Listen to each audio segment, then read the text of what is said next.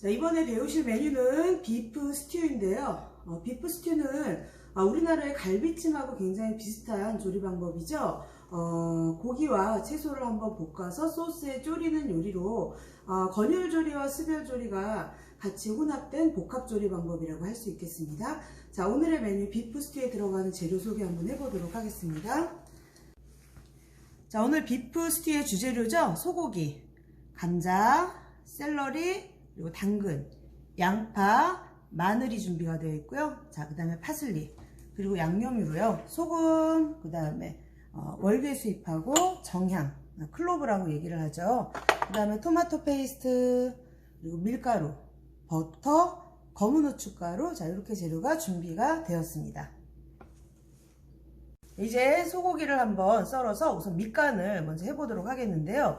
고기는 이렇게 핏물이 흐르기 때문에 보관을 하실 때도 자, 이렇게 키친타올로 말아서 깨끗하게 준비를 해 놓으시는 편이 더 좋겠죠.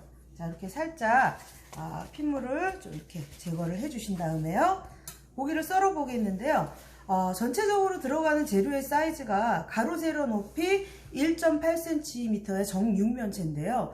정육면체면은 우리 깍두기 썰기라고 얘기를 하죠. 그러니까 깍두기 썰기 주사위 모양으로 6면이 육각형이 나오게 썰어주는 형태를 얘기를 하는데요. 이 고기는 익히면은 줄어들죠. 그래서 완성된 형태가 1.8cm라고 했으니까 줄어드는 걸 감안해서 조금 크게 한 2.5cm 정도, 그 정도 크기로 썰어주시는 게 좋겠는데요. 나온 고기의 크기에 감안을 해서 가감을 해주시면 되겠고요. 자, 우선은 고기 보시면 이렇게 기름기라든지 힘줄이 조금 있는데 이런 거는 깨끗하게 정리를 우선은 해주세요. 정리를 해주시고, 전 두께가 약간 도톰하게 나와서 이 상태 그대로 한번 썰어 보도록 하겠습니다. 자, 이렇게 해서 정육면체로. 그리고 조금 남는다고 잘라내지는 마세요. 고기는 또 줄어들면 어떤 형태로 줄어들지 또 모르니까 조금 큼직큼직하게 짜투리도 버리지 마시고, 자, 이 상태로 하셔가지고 이 소고기 자체에 약간의 소금 살짝, 그 다음에 후춧가루 살짝 뿌려가지고 전체적으로 살짝 밑간을 해서 준비를 해 두시면 되겠고요. 자, 이렇게 해서 준비를 하시고 나머지 재료들도 하나하나 썰어서 준비를 해 보도록 하겠습니다. 자, 이번에는 파슬리 찹을 한번 만들어 보도록 할 텐데요. 파슬리는 장식용으로도 많이 쓰이고, 그래서 이 통째로도 그대로 사용이 되기도 하지만 다져서 사용하는 경우가 굉장히 많죠. 다진 파슬리를 파슬리 찹이라고 얘기를 하는데요. 자, 이 파슬리 찹을 만드는 방법은 우선은 파슬리의 이파리만 떼주세요. 줄기 부분은 질겨가지고 잘 썰어지지도 않고요. 색깔이 또 선명하지가 않죠. 자, 이 파슬리 잎만 떼셔가지고 이걸 아주 잘게 다져주세요. 이때 이 파슬리를 꾹 뭉쳐서 자, 이렇게 칼로 왔다 갔다 하면서 아주 곱게, 깨알 만큼 곱게 다질수록 나중에 파슬리 가루가 모양이 예쁘게 나와요.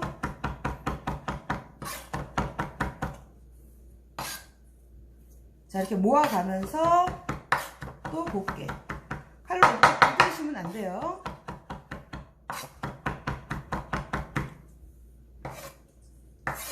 자, 이렇게 합쳐가면서 최대한 오래 다져서 고운 가루가 되게 해주세요.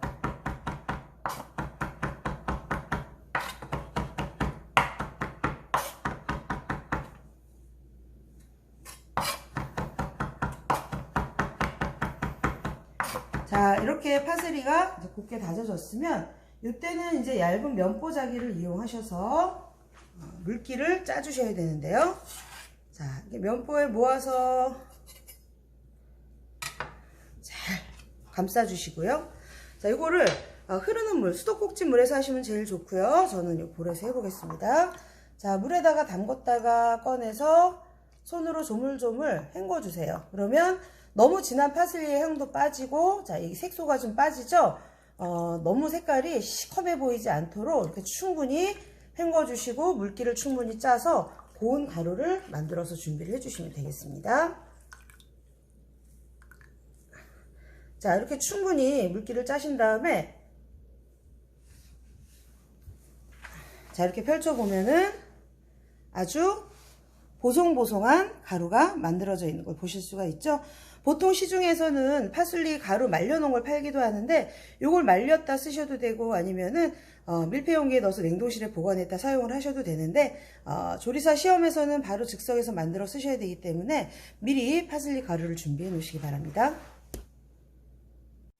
자, 이번에는 감자를 한번 썰어 보겠는데요.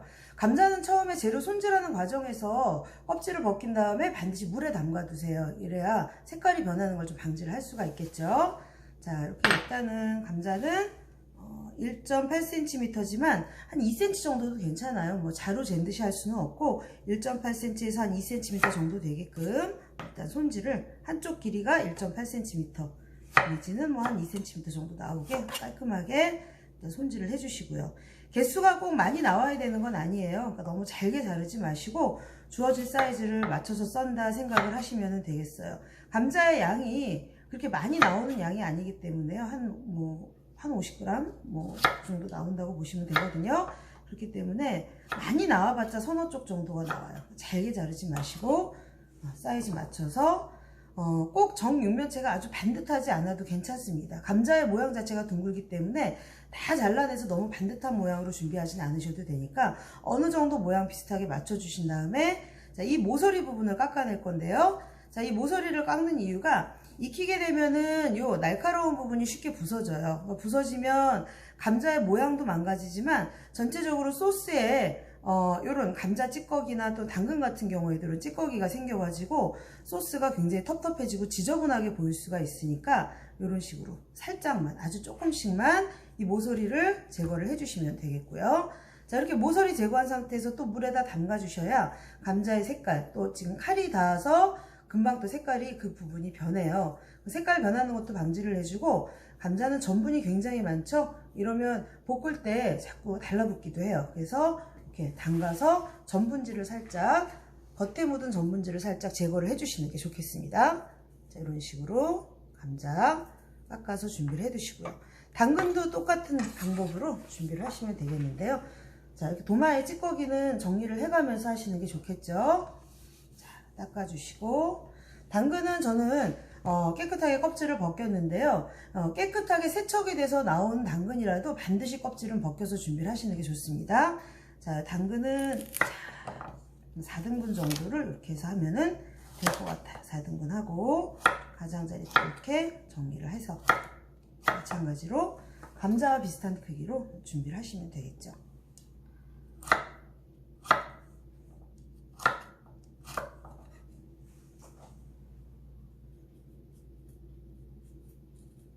자, 마찬가지로 모서리를 살짝 자, 이렇게 너무 많이 깎아내다가 모양이 너무 둥글둥글해지지 않도록 자, 육면체의 이 각을 어느 정도는 살려주시는 게 좋습니다.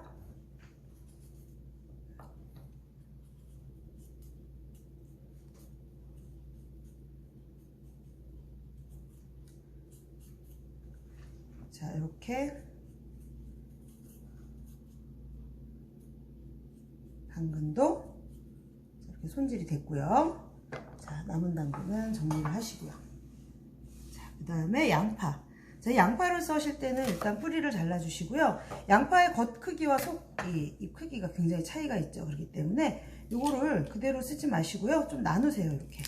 자, 이렇게 나눠주시면 전체적으로 고른 사이즈로 썰으실 수가 있어요. 그리고 양파에 나온 이 막은 뭐 못 먹는 건 아니지만 썰 때 자꾸 미끄러지니까 벗겨지는 거 제거를 해주시는 게 좋겠고요.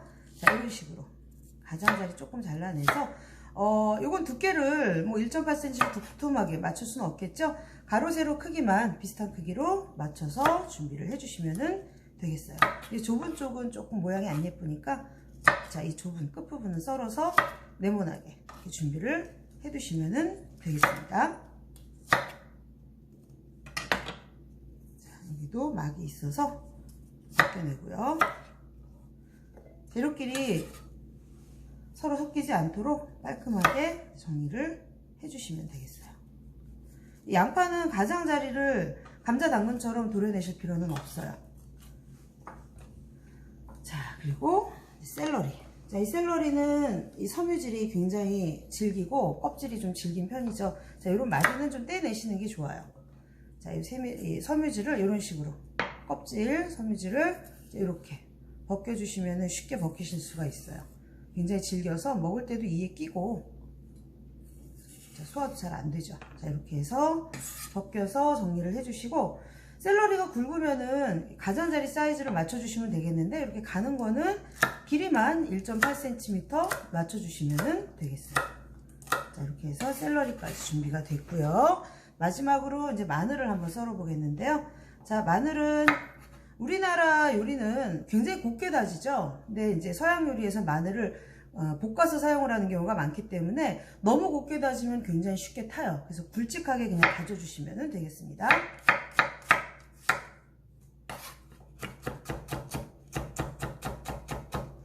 칼 옆으로 살짝 으깨서 썰으셔도 괜찮고요. 자, 이렇게 굵직하게,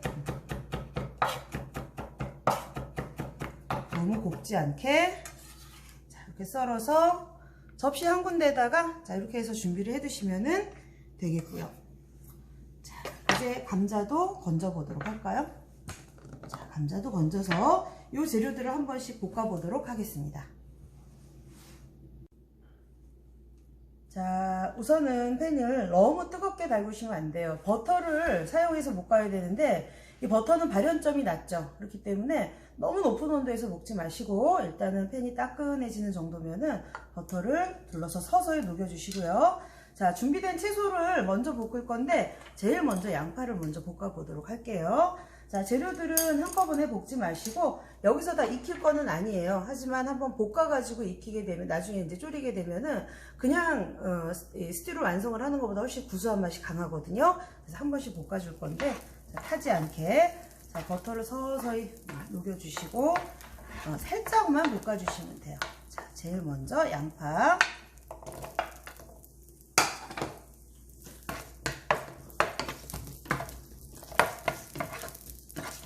양파의 색깔이 갈색으로 변하지 않도록 그냥 표면만 살짝 익혀준다고 생각하시면 되겠습니다.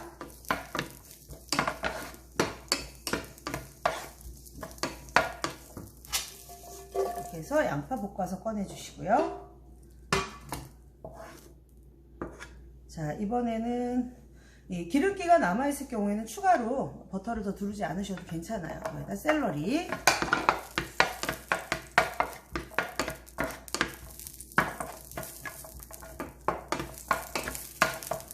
너무 오래 익히지 마시고 살짝만 볶아 꺼내주세요.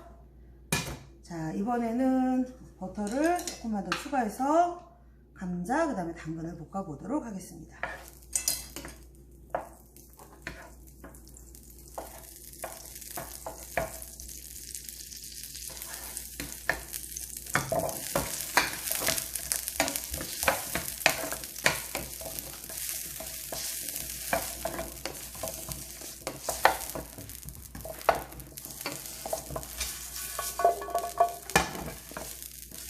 자, 감자가 볶아졌고요. 마지막에 당근.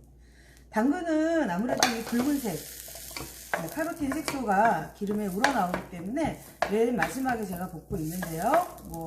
먼저 볶으셔도 상관이 없는 게 스튜의 색깔 자체가 어두운 갈색빛을 나타내기 때문에 크게 중요하진 않겠습니다. 자, 당근을 볶아줬고요. 자, 이번에는 이제 소고기하고 마늘을 제일 마지막으로 볶을 건데요. 이때 소고기는 자, 밀가루로 옷을 한번 입혀주세요. 자, 밀가루를 한 큰술 정도 넣으셔가지고 골고루 묻혀주세요.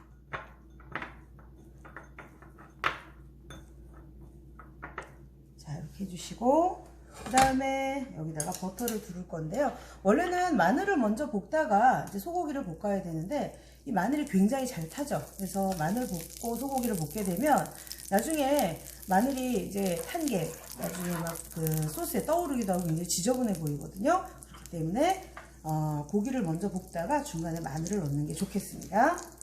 자, 달궈진 팬에 고기를 이때 좀 센 불로 해주시고요. 버터를 녹일 때는 너무 센 불로 하지 마시고요. 고기를 넣었을 때는 불을 조금 세게 하셔서 고기를 굽듯이 볶아주시면 되겠어요. 이때 사용하는 고기 부위는 결합 조직이 많은 양지머리나 사태 부위를 쓰시는 게 가장 맛있겠고요. 원래 스튜라고 하는 것 자체가 조리 방법이 시간이 굉장히 오래 걸려요. 오랫동안 은근히 끓여야 맛있게 드실 수가 있는 그런 요리거든요. 그래서 좀 질긴 부위로 보통 사용하시는 것이 좋습니다.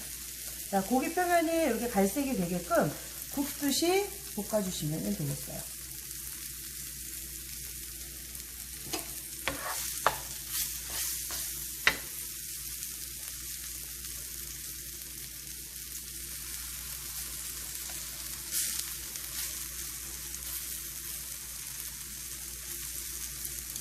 자, 고기가 어느 정도 익어갈 때 다진 마늘. 이때도 고기를 완전히 속까지 익히실 필요는 없습니다. 소스에 넣고 끓일 거기 때문에 여기서는 표면만 색깔이 갈색이 나도록 익혀주시면 되죠. 마늘을 넣어서 고기 냄새도 없애주고 마늘의 풍미도 훨씬 더 살려주고, 그래서 이 겉에 묻은 고기의 밀가루는요, 나중에 소스의 농도를 걸쭉하게 해주는 그런 역할을 해주기도 합니다.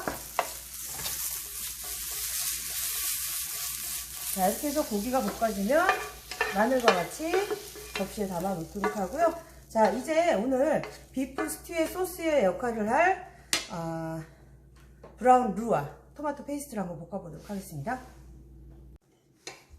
자, 이제 브라운 루를 볶아줄 건데요. 자, 버터 일단은 한 큰술 정도 분량이 돼요. 15g 정도인데, 자, 이 채소를 볶고 남은 버터를 사용을 하시면 됩니다. 그래서 버터를 다 쓰지 마시고 브라운 루를 볶을 버터를 반드시 준비를 해 놓으셔야 되겠죠. 자, 브라운 루는 갈색의 소스에 주로 사용이 되는데 화이트 루보다 더 오래 볶으셔야 되겠죠. 오래 볶으면 밀가루의 색깔이 갈색이 나게 구워지는 거죠. 그래서 일단은 버터가 완전히 녹을 때까지 기다리시는데, 버터가 굉장히 잘 타죠. 그래서 루를 볶으실 때도 냄비를 너무 뜨겁게 달구지 않도록 주의를 해주셔야 됩니다. 그래서 버터를 천천히 녹여주시고, 자, 밀가루는 한 2큰술 정도, 그러니까 고기에 묻히고 남은 밀가루를 쓰시면 되겠습니다. 보통은 한 2큰술 정도, 하나,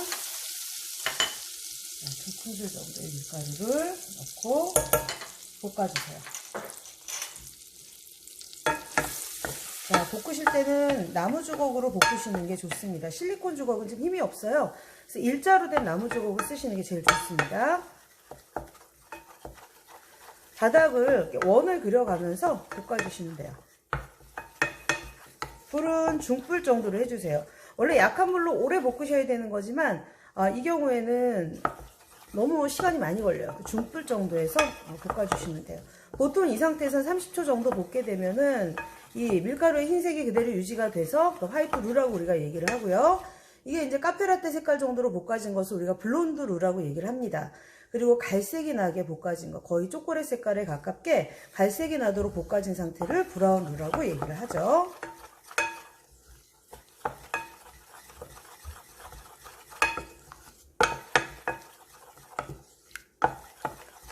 자, 색깔이 점점 노릇하게 변하는 걸 보실 수가 있으시죠?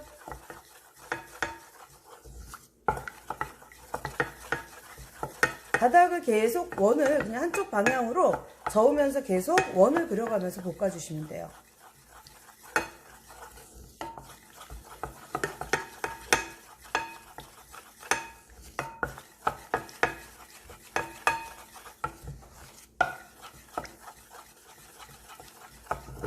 지금 보시면은 어때요? 색깔이 카페라떼처럼 약간 밝은 갈색을 띠고 있죠? 이 상태를 우리가 블론드 루라고 얘기를 합니다. 하지만 좀 더 오래 볶아서 브라운 루를 만들어 보도록 할게요. 루는 볶으면 볶을수록 농도가 묽어져요.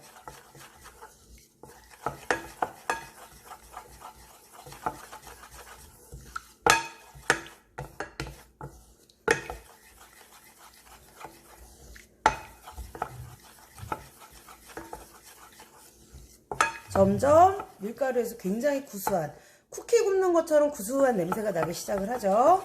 색깔이 점점 진해지고 있어요. 이때 이 루를 충분히 볶아주지 않으면 완성했을 때 스튜의 색깔이 너무 연하게 나와요. 진한 갈색이 나와야 되기 때문에 이 루를 충분히 잘 볶아주시는 게 굉장히 중요하죠.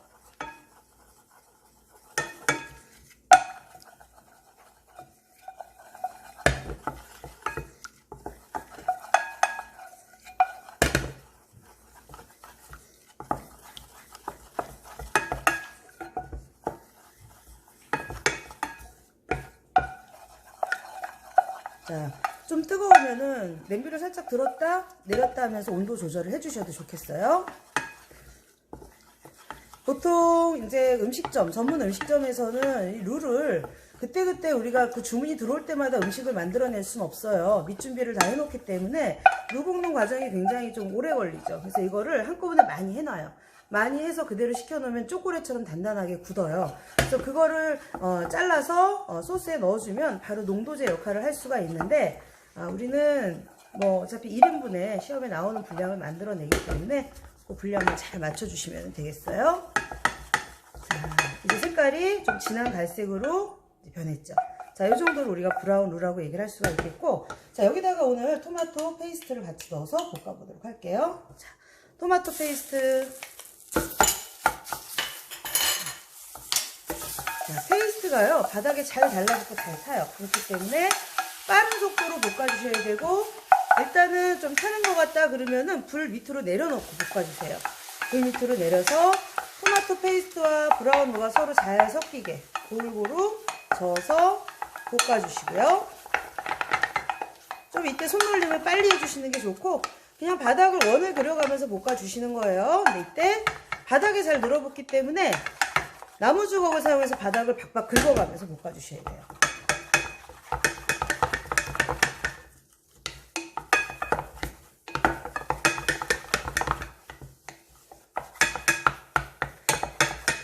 브라운 루도 꽤 오랜 시간 볶으셔야 되지만 이 토마토 페이스트도 오래 볶으면 볶을수록 색깔도 좋아지고 맛이 좋아져요. 그런데 냄비 바닥에 달라붙기 때문에 냄비 바닥을 긁어가면서 볶아주셔야 돼요. 빠른 속도로. 토마토 페이스트도 적어도 2, 3분 이상 볶아줘야 됩니다.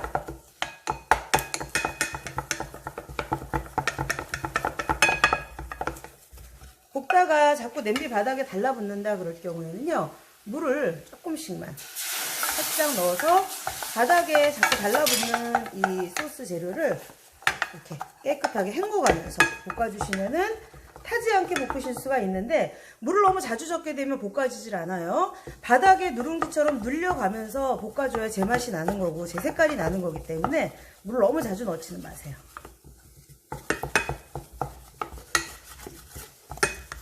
자, 이렇게 긁어가면서 볶아주세요.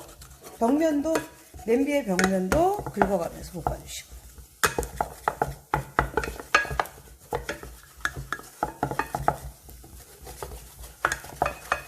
또 달라붙는다 그럴 때 물을 조금만. 자, 소리가 요란하게 나죠? 물을 자주 넣으면 이런 소리가 나지 않아요. 그럼 볶아지는 게 아니죠. 자, 이렇게 해서 굉장히 검붉은 색깔이 나왔죠.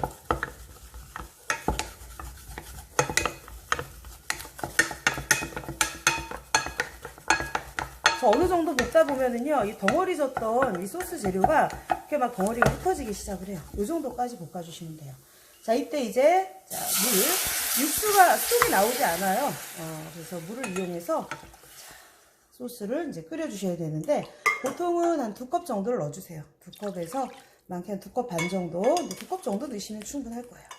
이때 이 덩어리를 막 너무 열심히 푸실 필요는 없어요. 왜냐하면 끓으면은 이 덩어리는 다 풀려요. 그렇기 때문에 아까 우리가 브라운 루라고 하는 건 이미 호정화가 된 상태죠. 그래서 호정화가 된 상태의 밀가루는 물에 굉장히 잘 녹습니다. 그래서 끓이면은 이 덩어리는 풀리니까 지금 막 열심히 이걸 풀어 주실 필요는 없고요. 여기다가 이제 한번 끓으면은 이 재료들, 준비된 재료들을 다 넣고 같이 끓여 주시면 되겠고요.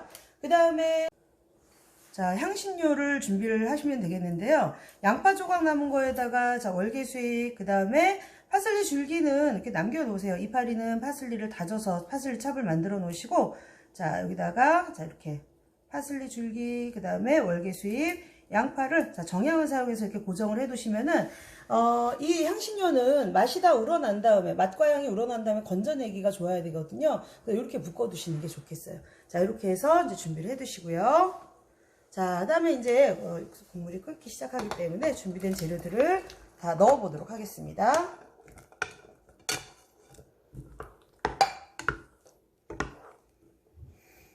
자, 자, 일단 처음에는 센 불로 시작을 하시지만 계속 센 불로 끓이게 되면은 속재료들이 익지 않고 국물이 다 줄어버릴 수가 있겠죠. 농도는 카레 소스 농도랑 비슷하다라고 보시면 되겠는데, 농도에 윤기가 없어지면, 너무 오래 끓여 윤기가 없어지면은 너무 되직한 거니까 그때는 물을 좀 더 넣어서 농도를 조절을 해주시는 게 좋겠죠. 자, 여기다가 이 향신료 같이 넣어보도록 하겠습니다. 자, 끓는 도중에 떠올라오는 거품은 걷어가면서 적당한 농도가 나올 때까지 졸여주시고요. 소금과 그 다음에 검은 후춧가루로 마지막 간을 하셔야 되는데, 너무 일찍 간을 하지 마시고 거의 다 완성이 됐을 때 하시는 편이 정확한 간을 맞춰내실 수가 있겠습니다. 자, 끓어 올라오고 있는 도중에 이렇게 거품이 나오죠. 거품과 기름기는 숟가락보다는 이렇게 국자가 훨씬 편리해요. 근데 이제 국자 바닥에 보시면 이렇게 또 거품이 묻어 있기 때문에, 자, 이렇게 물에다가 헹궈서 걷어주시는 편이 굉장히 효율적이에요. 이렇게 위에 뜬 거품만 이런 식으로 걷어가면서 끓여주시면 되겠습니다. 뚜껑은 그냥 계속 열고 끓이시면 돼요. 불순물도 날아갈 수 있게. 자, 이렇게 해주시고, 자주 저으실 필요는 없어요. 그렇지만 이제 농도제로 브라운 루가 들어가서 너무 오래 졸이다 보면 바닥에 루가 가라앉아 가지고 늘어붙을 수는 있어요. 가끔씩만, 어쩌다 한 번씩만 이렇게 이제 저어주시면 되겠어요. 자, 이제 소스의 농도가 알맞게 졸여졌어요. 그래서 저는 아까 준비해놓은 이렇게 같이 넣었던 이 향신료는 건져내도록 할게요. 풀어지기도 하는 경우가 많지만 그냥 그대로 건져서 준비를 하시면 되겠고요. 자, 농도를 잠시 보면 지금 이렇게 바닥에 이렇게 선명하게 보일 정도의 농도가 나면서, 보시면은 소스의 농도가 걸쭉하면서도 반짝반짝하게 윤기가 나죠.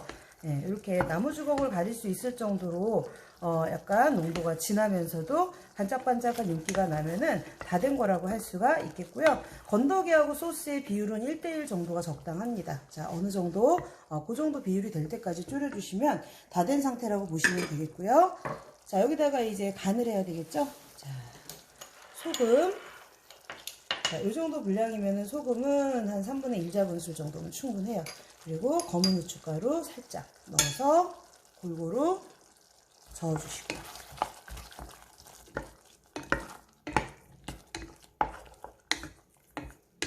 만약에 너무 졸여가지고 되직해졌다 할 경우에는 물을 좀 다시 넣어서 다시 졸여주시면 됩니다. 자, 그릇에 이제 담아보도록 하겠습니다. 자, 약간 우묵한 그릇에다가 국자를 사용해서 소복하게 담아주세요.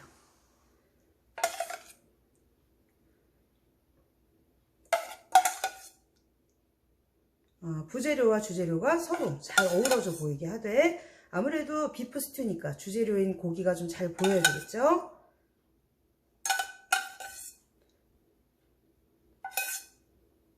자, 이렇게 해서 담아주시고, 약간 흘린 거는 정리를 좀 해주시고요.